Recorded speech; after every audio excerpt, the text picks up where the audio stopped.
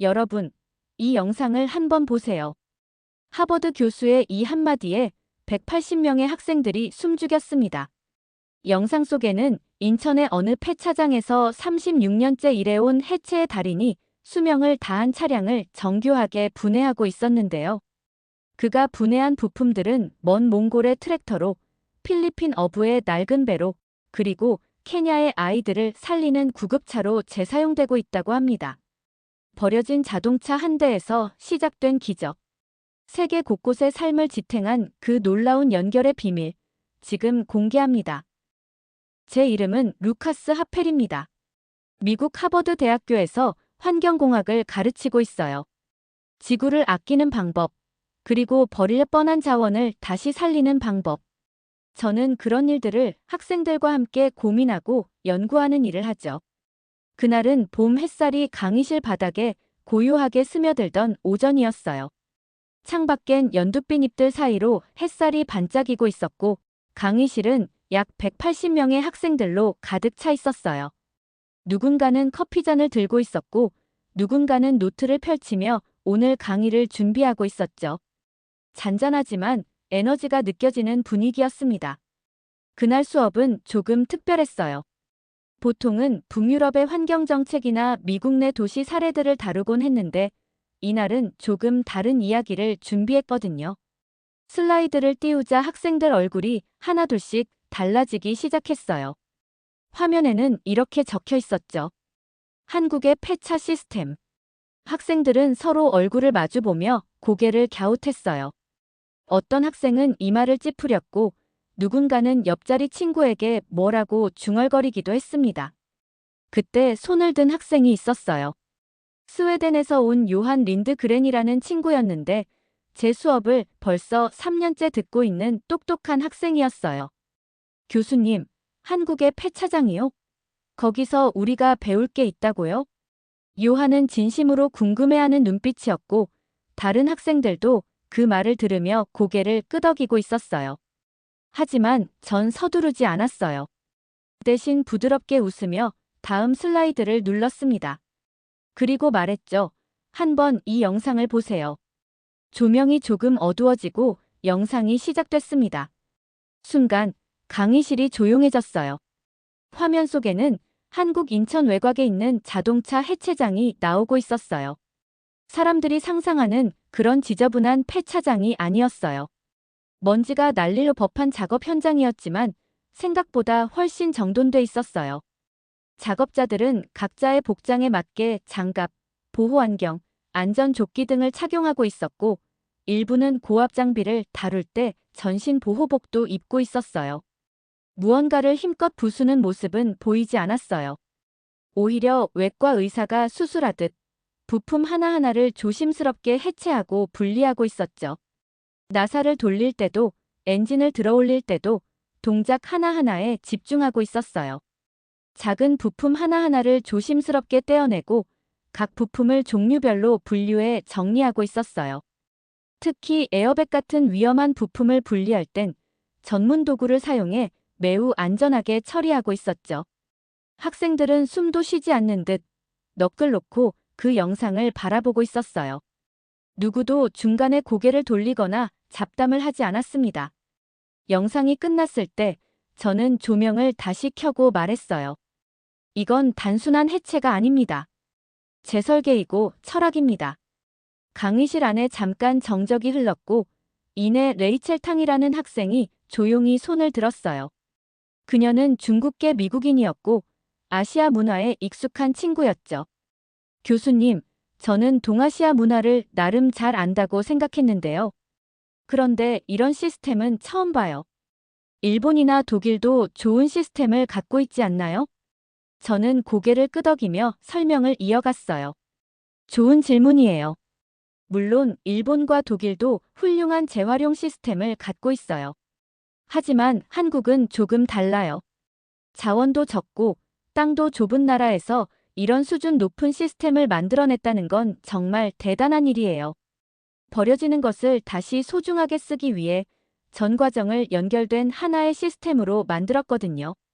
다음 슬라이드에는 한국 지도가 나왔습니다.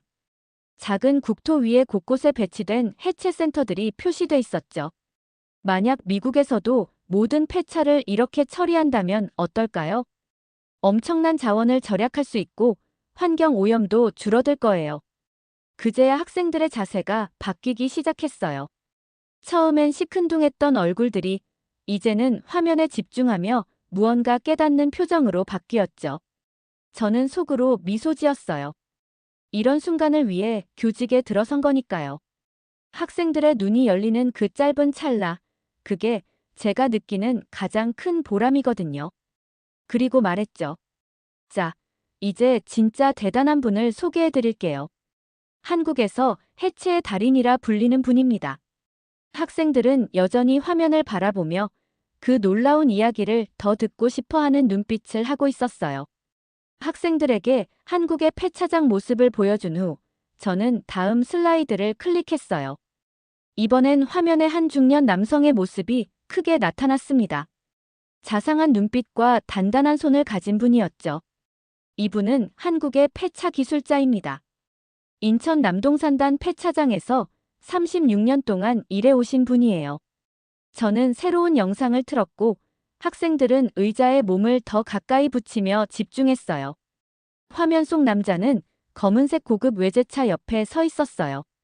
겉은 반짝였지만 이 차는 더 이상 도로 위를 달릴 수 없는 상태였죠. 그는 사람들이 보통 그냥 버릴 법한 작은 부품들도 하나하나 조심스럽게 떼어냈고 마치 보물을 다루듯 정성스럽게 다뤘습니다. 표정을 잘 보세요. 저는 학생들에게 말했어요. 이 일에 얼마나 집중하고 있는지 느껴지시죠? 그의 얼굴엔 진지함이 가득했어요. 이 일은 그에게 단순한 직업이 아니었어요. 하나의 예술이었고 사명이었습니다. 영상 속에서 그는 조용히 한국어로 말했고 영어 자막이 함께 나왔어요. 우리는 단순히 자동차를 해체하는 게 아닙니다. 차의 마지막 여정을 지켜주는 일이죠. 하나의 부품이 끝이 아니라 다음 생을 준비할 수 있도록 도와주는 거예요. 그게 순환 경제입니다. 버려지는 게 아니라 돌아가고 이어지는 거죠. 강의실은 숨소리 하나 들리지 않을 정도로 조용했어요. 처음에 회의적이었던 요한도 손에 들고 있던 펜을 내려놓고 화면에 집중하고 있었어요. 그의 눈빛이 달라지고 있었어요. 하지만 저는 학생들에게 이 시스템이 완벽하지만은 않다는 걸 알려주고 싶었어요. 아무리 뛰어난 시스템이라도 허점은 있기 마련이니까요. 영상 재생을 멈추고 학생들을 향해 돌아섰습니다. 지난 여름, 이 폐차장에서 아주 위험한 일이 벌어졌어요. 그날은 섭씨 35도가 넘는 무더운 날이었어요. 공기엔 습기가 가득했고 작업자들은 두꺼운 보호복을 입고도 땀을 흘리고 있었죠. 한 신입 작업자가 있었어요. 입사한 지 4개월쯤 된 친구였죠. 그날 그는 하이브리드 차량의 내장을 해체하고 있었어요. 그런데 그는 고전압 배터리를 먼저 제거하지 않은 채 작업을 시작했어요. 그때 현장 관리자가 상황을 보고 바로 외쳤습니다. 멈춰. 모든 작업이 그 순간 멈췄어요. 다행히 현장 관리자의 빠른 대처로 아무도 다치지 않을 수 있었죠. 하지만 그 다음이 정말 중요한 장면이었어요. 현장 관리자는 그를 나무라지 않았어요. 혼내지도 않았고 해고하지도 않았습니다. 대신 모든 작업자를 불러 모았습니다. 그리고 그는 이렇게 말했대요. 이건 준우 한 사람의 잘못이 아니야. 내가 충분히 가르치지 못한 것도 문제였어. 우리 모두의 책임이야. 그날 이후 폐차장 규칙이 바뀌었어요. 신입 직원은 반드시 100시간 이상 경력자와 함께 작업해야 하고 작업장 곳곳엔 이런 문구가 붙기 시작했죠. 안전이 먼저, 속도는 나중에. 기억보다 확인이 먼저. 이 이야기는 사람, 문화, 그리고 리더십에 관한 이야기예요. 학생들의 얼굴은 진지했어요. 금속과 공구만 보던 눈이 이제 그 안의 사람과 철학을 보기 시작한 겁니다. 오늘의 수업은 여기까지만 하기로 하죠. 내일은 이 해체된 부품들이 어디로 가는지, 그리고 어떻게 전 세계 사람들의 삶을 바꾸고 있는지를 배울 거예요. 다음 날 아침, 학생들은 평소보다 일찍 강의실에 도착했어요. 자리들은 금세 가득 찼고 교실 안엔 어제보다 더 많은 기대감이 감돌고 있었어요. 학생들의 눈빛은 반짝였고 작은 속삭임 속에서도 설렘이 느껴졌습니다. 저는 부드럽게 말을 시작했어요. 어제 우리는 한국의 폐차 기술자들을 만났습니다. 그들이 자동차를 얼마나 조심스럽고 정성껏 해체하는지 보았죠. 오늘은 그 손에서 나온 부품들이 어디로 가는지, 또 어떻게 다른 사람들의 삶을 바꾸고 있는지 알아보겠습니다. 새로운 슬라이드를 띄우자 화면에는 세계 지도가 나타났어요. 한국을 중심으로 여러 나라로 뻗어나가는 선들이 밝게 표시되어 있었죠. 이 부품들은 한국에만 머무르지 않아요. 바다를 건너고 대륙을 지나 다른 나라 사람들의 삶 속으로 들어갑니다. 그리고 또 하나의 영상을 재생했어요. 이번엔 완전히 다른 풍경이 나왔습니다. 건물은 낮았고 배경엔 푸른 산들이 멀리 펼쳐져 있었어요. 화면 아래에는 이렇게 적혀 있었죠. 몽골 울란바토르. 울란바토르는 몽골의 수도입니다. 그곳 사람들은 자동차가 고장 나도 새 부품을 쉽게 살 수 없어요. 그래서 더 많은 사람들이 한국에서 온 중고 부품을 사용하게 된 거예요. 카메라는 작은 자동차 정비소 안으로 들어갔어요. 손이 크고 인상이 따뜻한 한 남자가 자동차를 정비하고 있었죠. 이분은 바트볼드입니다. 몽골에서 자동차를 고치는 정비사예요. 바트볼드는 상자 안에서 하나의 부품을 꺼냈어요. 부품은 반짝이고 깨끗했어요. 마치 새 것처럼 보였죠. 바트볼드는 몽골어로 말했고 자막에는 이렇게 적혀 있었어요. 한국에서 온 부품들은 기록이 함께 옵니다. 어떤 차에서 나왔는지, 얼마나 오래 달렸는지가 다 적혀 있어요. 이걸 손님 차에 장착해드리면 품질을 자신 있게 보장할 수 있어요.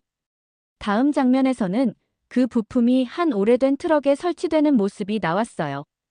그 트럭은 농부가 쓰는 차량이었고 그는 매일 이 트럭으로 채소를 시장까지 실어 나르고 있었죠. 부품이 잘 들어맞고 트럭이 부드럽게 시동을 걸자 농부의 얼굴이 환하게 밝아졌어요. 저는 영상을 잠시 멈추고 학생들을 바라보며 말했어요. 이게 진짜 혁신입니다. 기계만 똑똑한 게 아니라 사람도 시스템도 마음을 담아야 진짜예요. 폐차 시스템은 단순히 차를 분해하는 작업이 아닙니다. 지구를 돌보는 일이에요.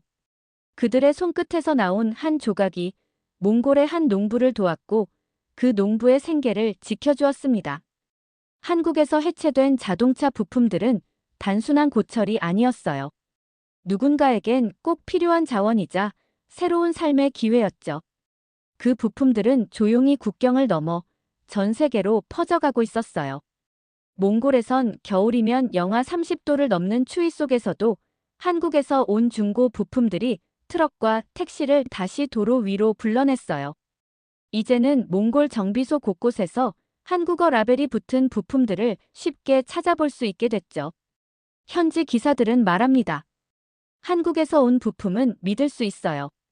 기록도 정확하고 상태도 좋아요. 그 신뢰는 한국의 정교한 분해 기술과 부품 이력 관리에서 비롯된 거예요. 다음은 필리핀으로 가보겠습니다. 필리핀은 섬이 많은 나라예요. 작은 트럭과 밴이 섬과 섬 사이를 오가며 사람과 물건을 실어 나릅니다. 하지만 열대 기후와 열악한 도로 때문에 차량 수명이 짧죠. 그래서 한국 중고 부품은 이들에게 꼭 필요한 존재가 됐어요. 현지 정비소는 이제 한국식 부품 관리 방식을 조금씩 배우기 시작했고 정부는 한국과의 협력을 통해 수입 규정도 개선했어요. 부품만 간 게 아니라 시스템도 함께 전해진 거죠. 케냐를 포함한 동아프리카 지역에서도 비슷한 변화가 있었어요. 수리비가 부담되던 오래된 상용차들이 이제는 한국 부품 덕분에 다시 일터로 나가고 있었어요. 케냐 정부는 한국의 차량 해체 방식을 참고해 자국 내 공식 시스템을 만들기 위한 시범 프로젝트를 진행 중이기도 해요. 매년 늘어만 가던 자동차 쓰레기가 이제는 다시 자원으로 되살아나는 길목에 서게 된 거예요.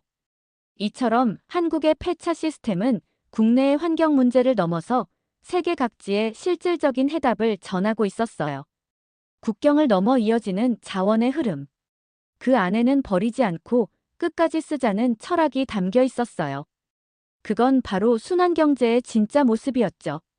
쓰고 버리던 시대에서 다시 쓰고 연결하는 시대로 변하고 있었죠. 한국은 그 길을 조용히 하지만 정교하게 걷고 있었던 겁니다. 강의실은 조용했어요. 학생들은 깊이 생각에 잠긴 표정이었어요. 한 사람의 손끝과 먼 나라의 농부가 연결되어 있다는 걸 처음으로 실감한 듯 했어요. 그때 누군가 천천히 박수를 치기 시작했어요. 그리고 하나, 둘, 셋. 곧 교실 안은 따뜻한 박수 소리로 가득 찼습니다. 잠시 후 레이첼이 손을 들었어요. 정말 감동적이었어요, 교수님. 언젠가 저 폐차장을 직접 가보고 싶어요. 저는 고개를 끄덕이며 대답했어요. 실제로 한국의 몇몇 폐차장들은 외부 기관이나 학생들의 현장 방문을 받아요. 환경교육이나 국제교류의 일환으로 시스템을 공개하기도 하죠. 물론 아무 때나 가는 건 어렵지만 일정만 잘 맞추면 충분히 가능해요. 학생들은 눈을 반짝이며 서로 쳐다봤어요. 저는 말을 이어갔죠. 그분들도 자신들의 일을 자랑스럽게 생각해요. 우리가 세상을 조금 더 좋게 만들고 있다는 믿음이 있으니까요. 그래서 배우고 싶어 하는 사람들이 오면 기꺼이 손끝의 기술과 철학을 나누고 싶어 해요. 얘기를 마치고 저는 마지막 슬라이드를 띄웠습니다. 우주에서 본 지구의 사진이 화면을 가득 채웠어요. 기억하세요. 우리는 이 하나의 행성을 함께 살아가고 있어요. 한국에서 일어난 변화는 몽골에도 영향을 줍니다. 미국에서 하는 선택도 다른 나라에 영향을 미치죠. 우리는 연결되어 있어요. 학생들의 얼굴엔 단순한 지식 이상의 무언가가 남아 있었어요. 그들은 느끼고 있었어요. 작은 행동이, 정성스러운 손길 하나가 지구 반대편 어딘가의 삶을 바꿀 수 있다는 걸요. 저는 천천히 말문을 열었어요. 한국의 차량 재생 시스템 이야기를 마무리하려 합니다. 그 전에 한 가지 먼저 묻고 싶어요. 학생들을 바라보며 한 사람 한 사람의 눈을 마주쳤어요. 이 수업을 듣기 전 여러분은 재활용에 대해 어떻게 생각했나요? 손이 여기저기서 올라왔고 저는 미겔이라는 학생을 지목했어요. 저는 그냥 쓰레기 분리수거쯤이라고 생각했어요. 그가 솔직하게 말했죠. 근데 지금은 이게 정말 아름답다는 걸 알게 됐어요. 아름답다. 그 단어가 공기 속에 잔잔히 떠돌았어요. 아무도 웃지 않았고 아무도 이상하다고 생각하지 않았어요. 오히려 그 말에 고개를 끄덕이며 공감했죠. 맞아요. 제가 답했어요. 정성과 존중이 담긴 재활용은 아주 고귀하고 아름다운 일이에요. 또한 우리의 지구를 살리는 일이죠. 마지막 영상을 재생했어요. 이번 영상은 기계나 부품이 아니라 사람이 중심이었어요. 카메라 속엔 폐차장 작업자들이 점심을 함께 나누고 있었어요. 원형으로 둘러앉아 음식을 먹으며 웃고 이야기했죠. 그들은 서로를 가족처럼 아끼는 공동체였어요. 서로를 챙기고 함께 성장하려고 노력하죠. 영상의 마지막에는 한 기술자가 젊은 작업자에게 차량 내부 해체하는 법을 가르쳐주고 있었어요. 그의 손이 후배의 손을 천천히 이끌었고 그의 얼굴엔 인내와 자부심이 가득했어요. 우리는 한국의 폐차 시스템을 통해 단지 자동차나 부품만 배운 게 아닙니다. 제가 조용히 말했어요. 우리는 사람에 대해 배웠고 인내와 배려, 책임 같은 가치를 함께 느꼈습니다. 그리고 녹슬어버린 철조각조차 누군가의 정성이 담기면 다시 살아날 수 있다는 것도요. 모든 자원을 마지막까지 아끼고 버리지 않고 다음 용도로 다시 살려내려는 철학. 바로 순환경제의 핵심 가치였습니다. 쓰고 버리는 시대에서 다시 쓰고 연결하는 시대로 넘어가는 그 과정. 한국은 그 길을 조용히 하지만 아주 정교하게 걷고 있었던 거예요. 슬라이드를 닫고 질문이 있는지 물어봤어요.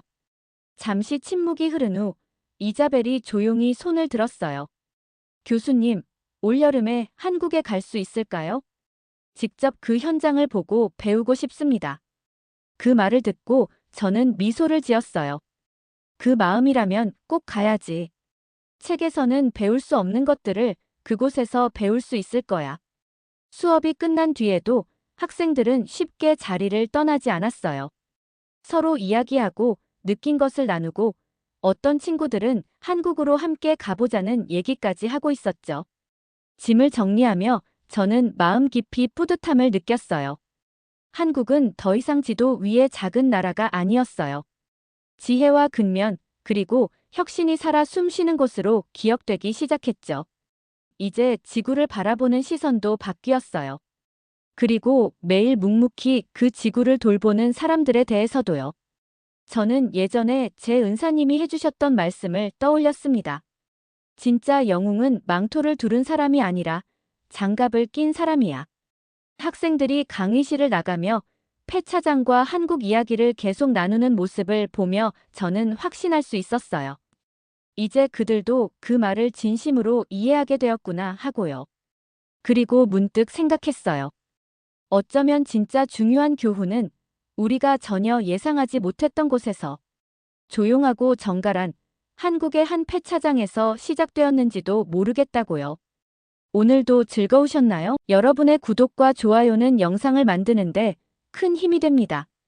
오늘도 시청해주셔서 감사합니다.